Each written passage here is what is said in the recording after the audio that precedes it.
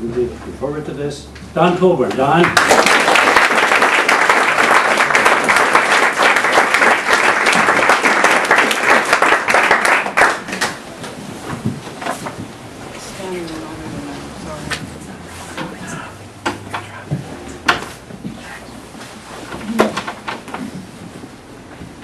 Coincidence when God chooses to remain anonymous. You, for instance, coming upon these words not exactly by accident or design, who knew you would be here now for them to find you? Certainly not the one who found them first in the rain at the incidental bus stop and later at his basement desk typed them into the glassy glare. He has no idea who you are, but hopes for a coincidence you both can believe in, God or no God.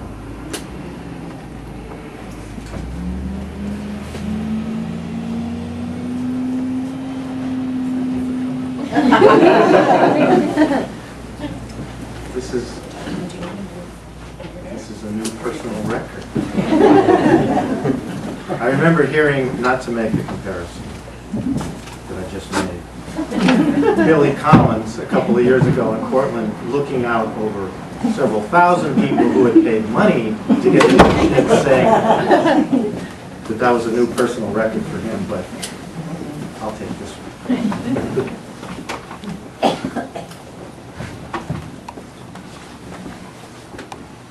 In the unlikely event of a water landing, U.S. Airways Flight 1549.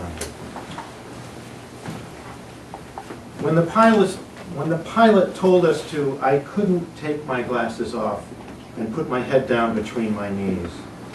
I wanted to watch to the last moment before smithereens. Closing your eyes won't help, not like in music. The eerie part wasn't death touching down early, but how quiet it was, how smooth. We were gliding. The buzz and rumble of engines gone, and I could hear everything. The crying, less than you think. Hail Marys.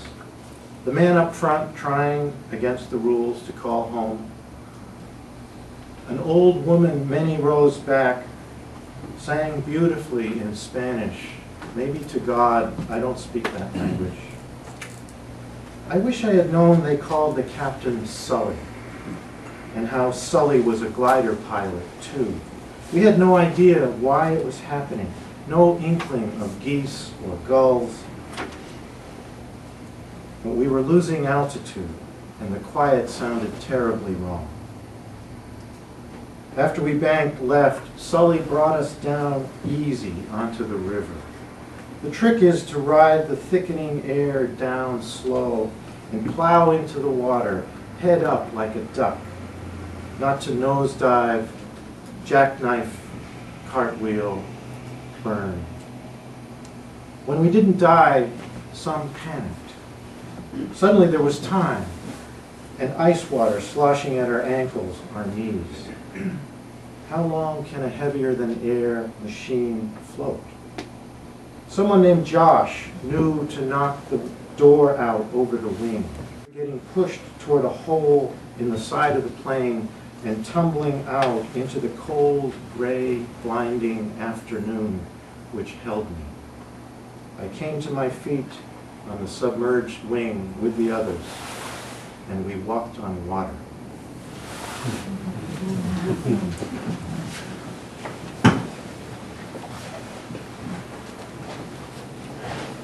A pocket guide to tenses. The past, because we know how it turned out. Imperfect, because we actually don't. The present happening before our eyes. Pluperfect, whatever the heck that is. Subjunctive, trying hard to say, what if? Future, for what has time to prove us wrong.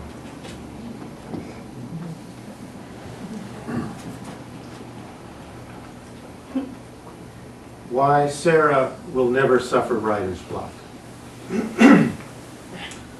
Sarah's our niece. We ordered a medium, half pepper and onion, half plain, no mushrooms, no meat, and waited for our number to be called.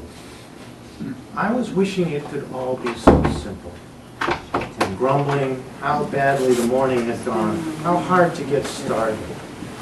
Then Sarah, who's 8, said, "Okay, here's what you do. Go look in a book, find a topic you like, and whatever it is, make up a rhyme. Like, you could go, the blue whale has a slippery tail."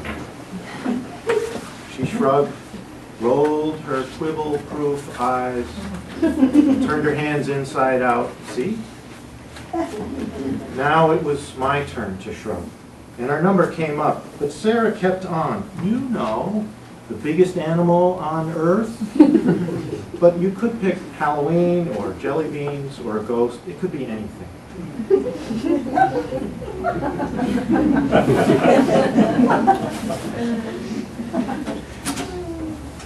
She's now headed for med school. It's okay.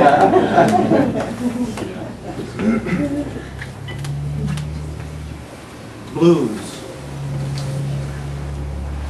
Blue sky, blue moon, blue lagoon, blue cheese. Out of the blue, into the blue, blue in the face, cold blue.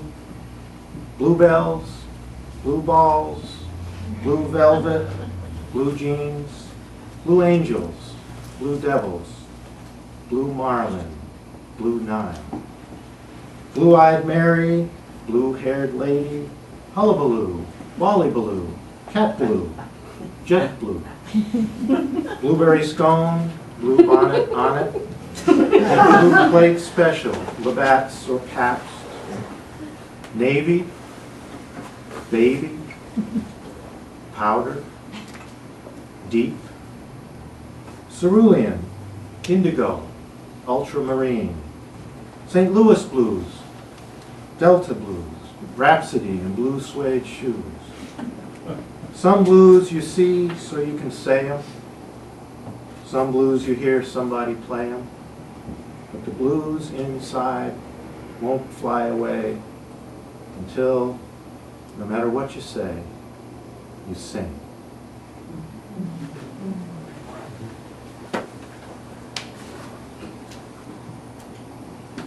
Indulgence. "Awesome," she said as soon as I spoke a few words for coffee. "Can I get your name?" "Don," I said. D-O-N. And felt stupid for spelling it out. Until she said, "Cool." It was raining, and my desk job 3 blocks away, 4 stories up. So I said, "Make that extra hot." And she said, "No worries. How's your day so far?" "Okay," I mumbled. And she said, "Right on." "Anything else with that today?" I was about to say no thanks, but my eye caught on the bouquet of biscotti, and I pointed to the ginger one. "Excellent," she said. "Your total comes to $3.50, which is ridiculous for a small paper cup of steamed milk and a biscuit to stir it with." But I counted out 3 ones, a quarter, 2 nickels, a dime, and 5 pennies, and she said, "Perfect." My drink was on the bar. 8 ounce, extra hot, skinny, no whip, 1 pump mocha for Dan. And I carried it out into the cold rain, the awesome unsung day.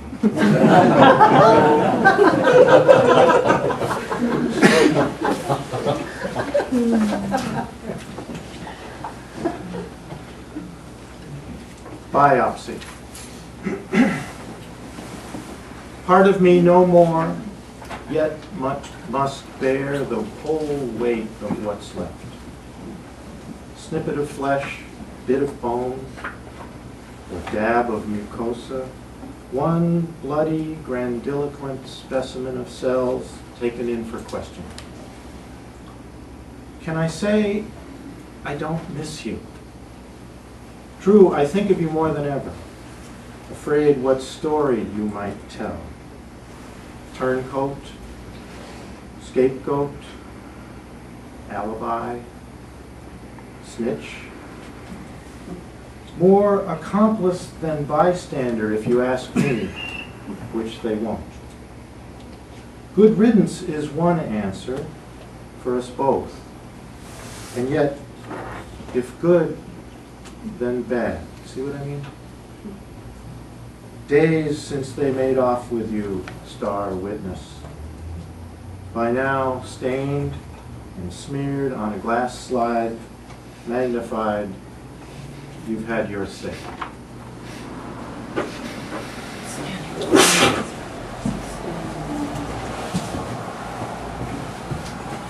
It is Veterans Day, so here's one called Veterans Day Night at the War Memorial. In this case, the Vietnam War Memorial in Washington, D.C., which I'm sure many of you have visited. Veterans Day Night at the War Memorial. All along the glassy, black, wide angle, they look away and back. Some carry candles or white carnations. A woman reaches to grave rub a block from 67 onto a page of her brochure. It prints like a darkroom photograph. Odd how we abstract a thing, a war, to make it real, a wall of losses. Down the slow line, I find myself staring at a man ambushed by a name. He's in old boots and fatigues, cap in his hands, balding, paunchy, grizzle-cheeked, about my age. He can't stop looking down at his boots, the litter of medals. Can't stop sobbing in bursts, his face clenching and unclenching like a fist or a heart. I might have been that man, or either of us become a chiseled stone. Years ago, I came to this mall to march with thousands.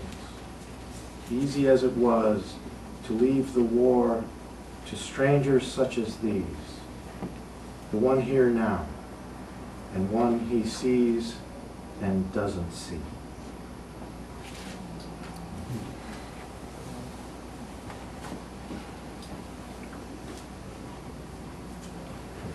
There are journalists in the room, so it's important for me to say that this did not exactly happen.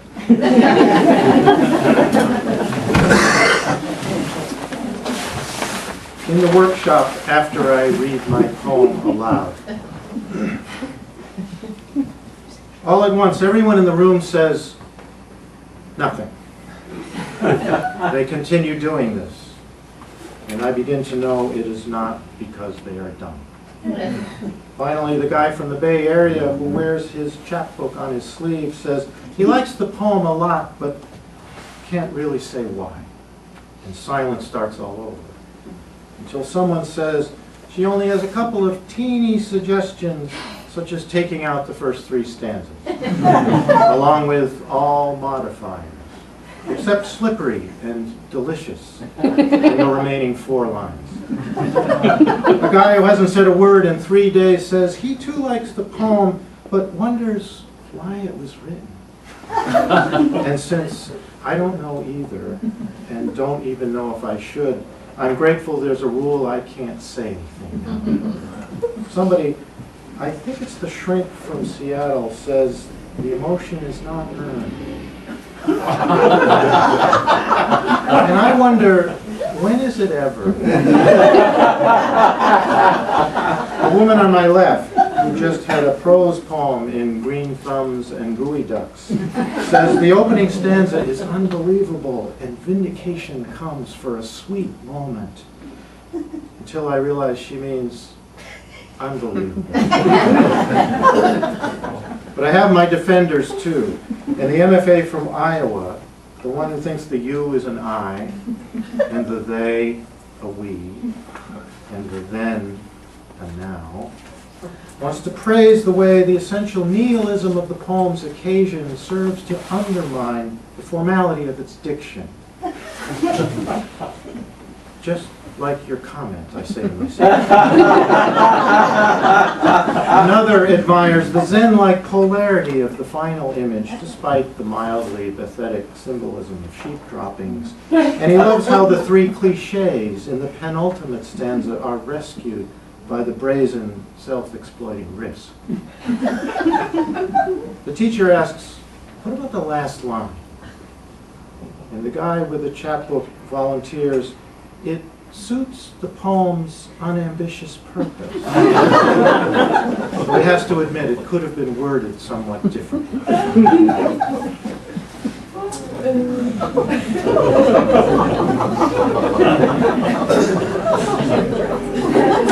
I also need to say that some of my best friends have MFAs from Iowa.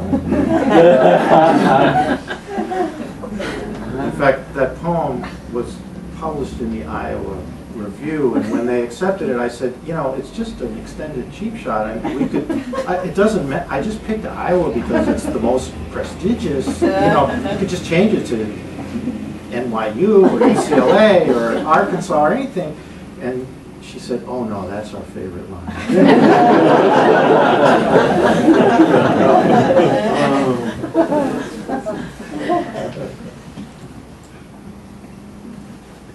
Right there, right then, for my wife. That time you called me at work, which you seldom did, I knew it was bad, because you wouldn't say why. Just come home now, please. Can you come home right now? It's important, you'll see.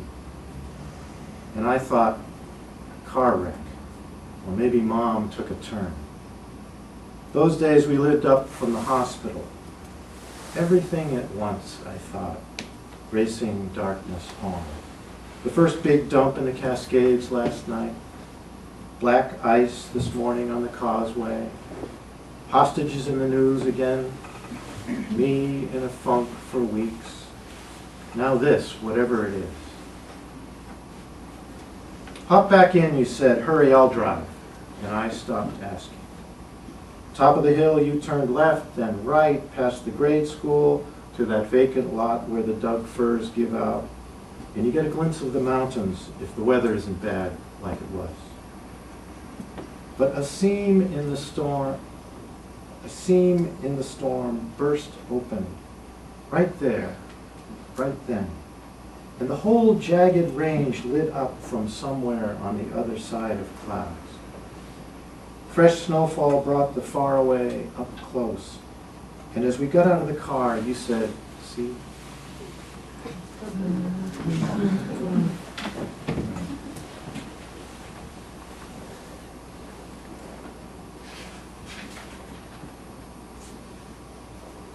Above the Klickitat, for Jim Mayer.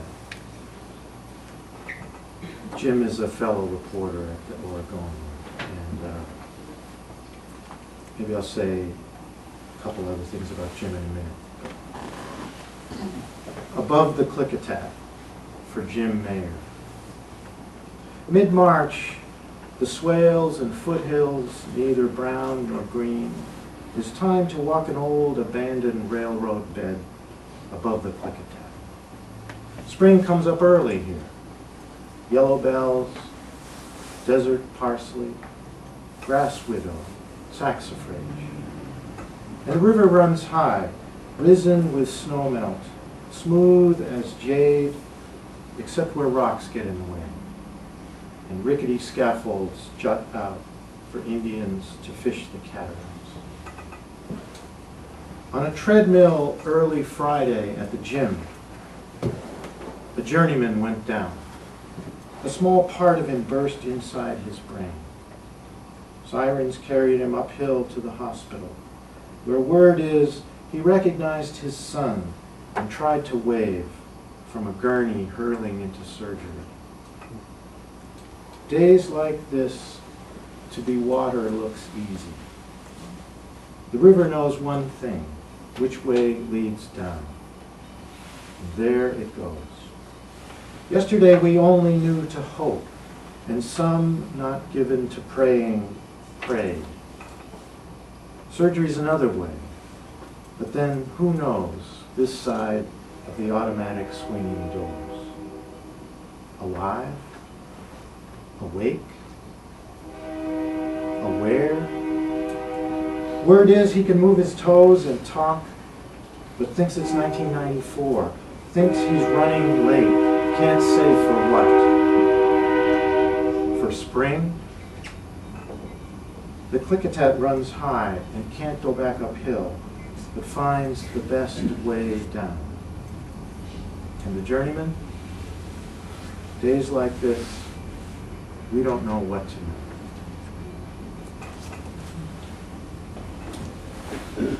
That was a year and a half ago.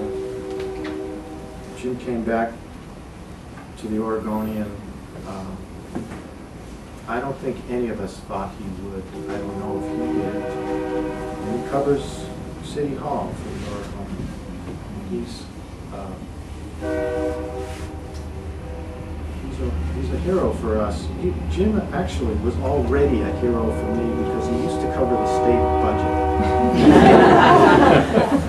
And for those of us who had to cover stories that had to do with the state budget, but didn't have a clue how to make sense of the state budget, there was Jim, and we could go. And he was the only one in Oregon, actually, the only one on the planet,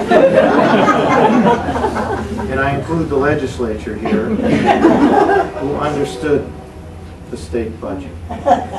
Not that he understood why it was the state budget, but he understood that it was the state budget. He could help the rest of us make sense. I'm not going to say make sense of it, but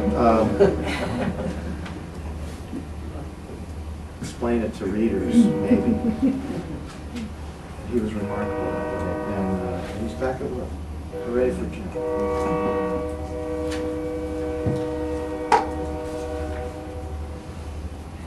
I'm on the board of the Friends of William Stafford, and I'm dropping stuff. And you all know who William Stafford was and is. I count myself lucky to have been a lowercase friend of Bill Stafford for the last 10 years or so of his life. This one is called The Grove of Trees, after the Friends of William Stafford meeting. We're trying, Bill, to be your friends. Today, 7 of us sat in a semicircle in a lounge with bookshelves and a Persian rug, debating how. We've got bylaws and a board, a website, dues, several ad hoc subcommittees. The IRS signed off on our lack of profit. But the mission statement clunks. It's harder than you think. We hired a facilitator, a word I bet you never in 1,000 poems wrote. She helped us try to be a grove of trees, not a silo or a box. We called out core values that sounded fine until big words scrawled in black on butcher paper had to stand for us. Authenticity, someone said. Yes! And groundedness. And what is it called when you stay awake to the world all day? How about failure, I imagine you sing? Or doubt about the heft of big words. Please, Bill, don't think less of us for trying. We begin each meeting by reading aloud one of your poems. Sometimes that's the best part of the day. Remember what you said about that yellow flower beside the road? The one you admired for its patience and its one great virtue, being only itself. 14 years, friend. Your one great virtue holds. And I side with the facilitator about the grove of trees. Just standing there, not trying to look like us or be our friends.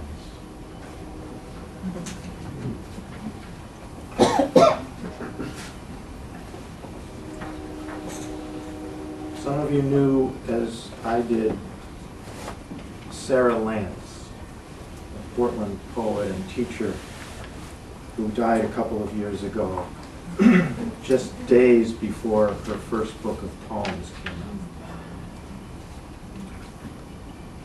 This is called Hypothetical Days for Sarah Lance. The human potential guru on the radio asks, what if the doctor said you have 1 year, 2 tops? And days start to happen one at a time, just like before I noticed. I step carefully over cracks in the sidewalk, take a long way around ladders, and buy a lottery ticket each day, the logic being luck owes me one. I sleep well, immune now to nightmares. Boredom bores me more than ever. Blame doesn't come up. The rogue cells just doing their job of dividing and multiplying all too well. No last trip for me to Tuscany or Costa Rica or Cooperstown, lest the God I never believed in take it as a hint. I do believe the doctors, especially when they dissemble for my sake. And then at home I disown them for my own lay reasons. I floss each night before bed, out of nostalgia for the humdrum, something simple that works. I won't renew Time or Sunset, but possibly the New Yorker for the covers and cartoons. I've put off joining a support group until I'm certain it desperately needs me. I try not to resent people who, with no right to bitch, and sometimes I fail. When friends admire my courage, I don't disagree, but I doubt their motives and their imagination, their small sense of what it means to have a choice. This new dimension to my life, is it real or hypothetical? I can't wait for time to tell. So I turn to you, intuitive about such things, and now with this unfair privilege, the gurus dare for you, not hypothetical. Tell me, hold the day up close, make it real.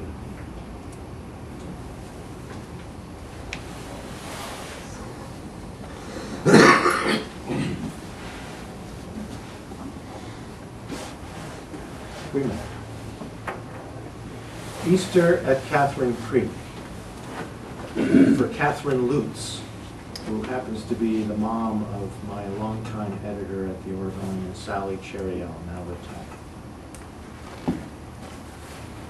retired. Easter at Catherine Creek. A sign beside the nature trail asks, what if you needed something but couldn't move to get it? And tells how Friday morning you stood up in the chapel at the old folks' home to ask those gathered in the pews, please, stop by that other floor, the one called Grace.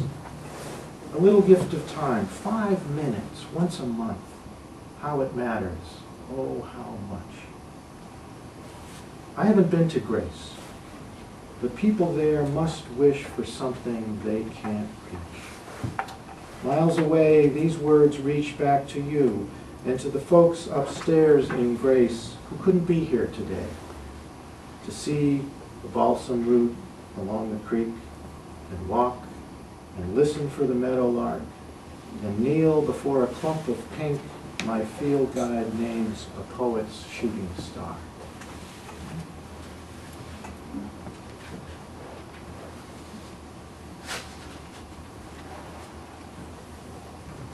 Maybe, just maybe.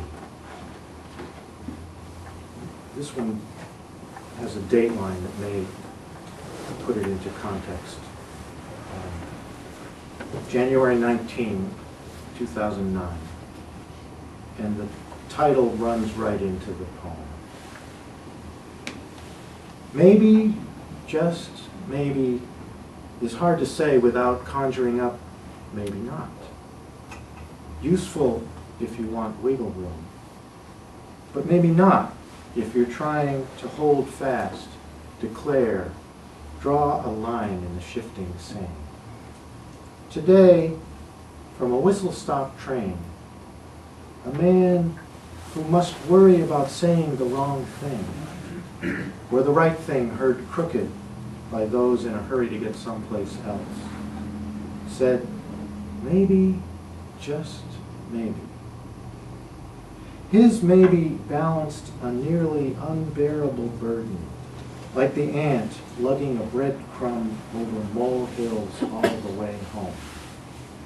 The tall man at the end of the train said, if we recognize ourselves in one another, then maybe, just maybe, and that underling word lifted free of maybe not. Even on the radio, you could see his index finger pointing to you and to me.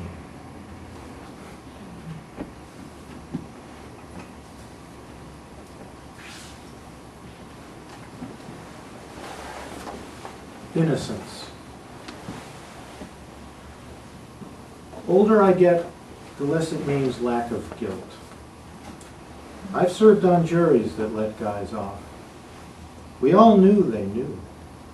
No matter they didn't exactly steal the truck, and the cops messed up.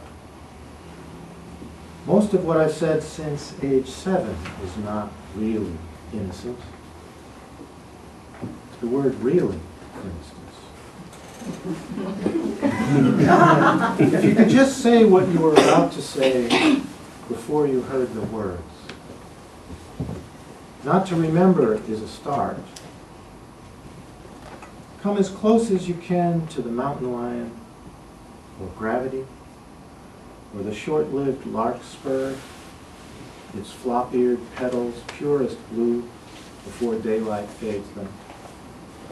Live your whole life knowing, but not really, how it will end. Speak as if you were on stage to play yourself, nobody else.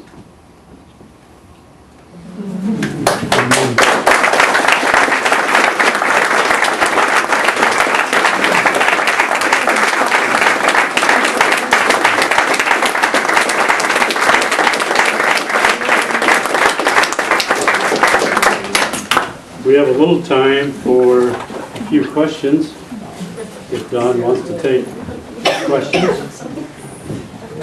On that, I would have gone on longer.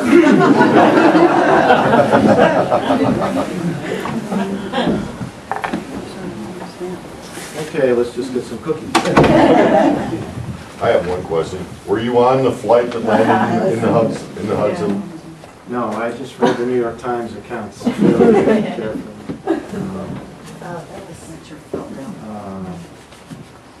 Yeah, there were some pretty cool newspaper stories about that, and I read them all.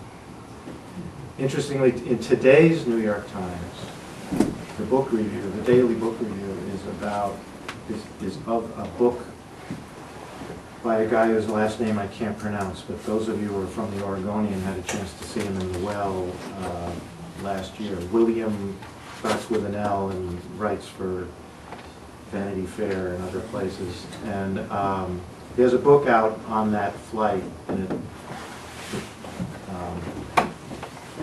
he doesn't demean Sully in any way, but he thinks, perhaps rightly, that the media underplayed the role of technology in that landing. So he goes back and talks to the engineers who came up with the technology that essentially allows a plane like that to fly itself, as we found out in a different context.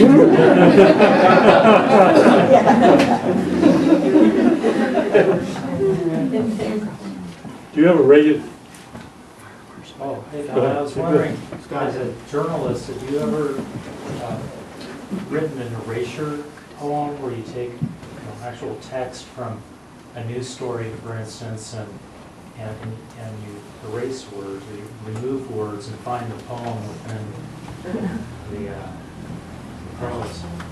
I've erased a lot of words.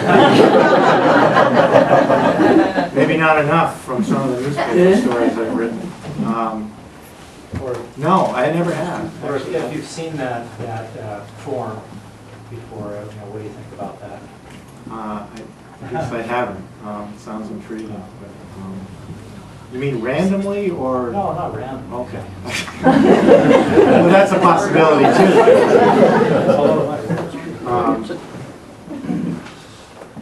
Find me some examples or point me in the right direction. what's your writing practice? As far as, do you write regularly, just when you can? I guess I write irregularly more than regularly. I don't have a set time of day, and I don't get up at 4 a.m. like Bill Stafford did and write a poem a day. And so I write. I don't have a routine. Sometimes on the number 9 bus, sometimes at home, different times of day, sometimes in my head. It's not very systematic. What inspires you the most about poetry?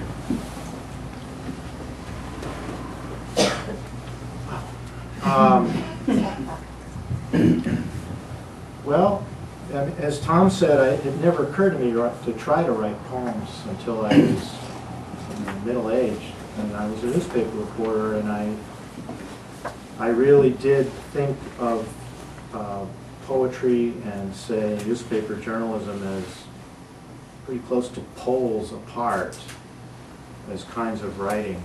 I just thought that, not that it would be dangerous, but what business would I have writing poems?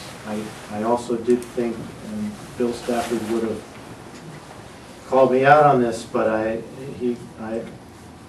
thought they were kind of impossible. And so part of it was the sheer challenge of trying to do that. I think since then, I've come to a different view. Of course,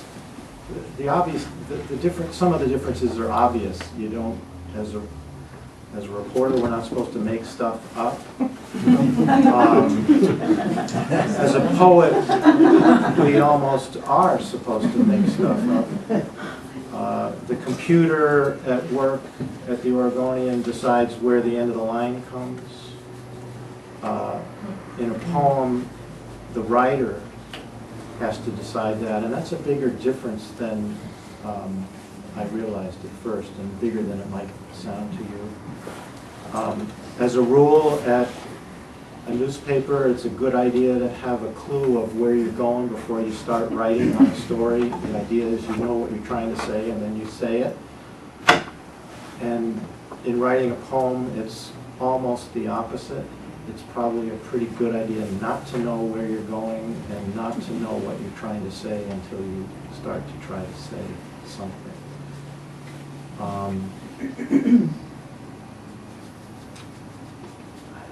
I think it starts with reading. That's where the inspiration comes from. If you read poems, and it's hard to say why they move you, but they do. All kinds of writing can do that, but. So on that note, what's the best poem that you've ever wrote in your repertoire? I don't know. I'd be happy to take votes from you. I'll dodge that one. I really don't know. But let me just say one other thing about the first part of your question is that over the last 20 years or so, I've learned not to think of poetry and, say, journalism, news, as poles apart at all. Of course, the obvious differences that I mentioned, but think about what they have in common, starting with words and the human condition. And so I do think of them as two different ways of witnessing the world, two different ways of reporting. William Carlos Williams said pretty famously in a poem, "It's difficult to get the news from poems, yet men die miserably every day for lack of what is found there." Who are some of your favorite journalists? Steve Carter, Nancy Hott. Your friends, I mean. Well, they're not my friends.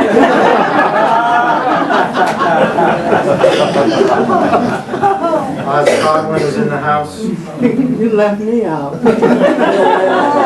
I can't see that far. I'll withdraw the question. Maybe you're a I'll friend. talk to you. Yeah, you're more Who are friends. your favorite poets, and do you have a favorite poem or particular one that you return to? Well, I mentioned William Stafford, and that, I won't say it goes without saying, because I've now said it twice, but William Stafford is one we all return to. And many of his poems. Ask Me is probably one of my favorites. Ask Me.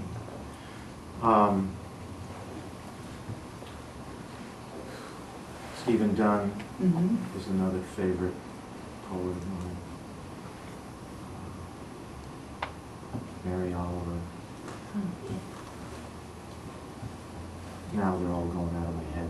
Yeah, isn't it often? All the other ones that I can't think of. of. Ask Me. Yeah. So the first line is, "Sometime when the river is ice, ask me mistakes I have made." 2 lines. You mentioned that you met Billy Collins. Well, I met him from the 26th row. At the I was going to ask, did he read any of your poetry and comment? no, strangely enough, he read mostly his. I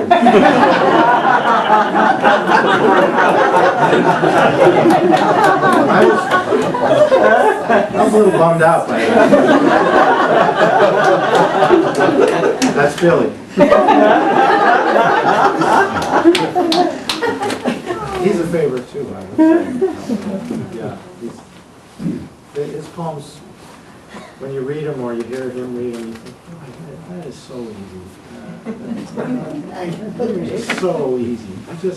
He must just kind of turn on a tape recorder and just, of course, he doesn't, I don't think. Yeah, Steve. Don, I was at a reading, I go to a fellow who was a former reporter and then became a fiction writer, Jim Lynch. Oh, yeah. And he, in his fiction writing, he reports like crazy on, to learn everything he can about what he's going to write about in the general area. And I wonder if that, as you do poetry, does your background as a journalist make you want to do that, or you feel like you want to do that too? Well, I've never written fiction, so I think I would do it even, I wouldn't be able to help myself from doing it and overdoing it in that situation. For poems, it's a little more limited, although, I mean, just to take that flight 1549 or whatever it was, I mean, I had pages of notes and scribbles, and I didn't know what I was doing or how much of it would end up in the poem, but that's a kind of reporting. It's just reading the newspaper. Did you all hear that? Reading the newspaper. A quaint idea these days, but probably not as much. I mean, not as much reporting, although it's more from direct observation and then imagination. So it's kind of fairly liberating to be able to make stuff up.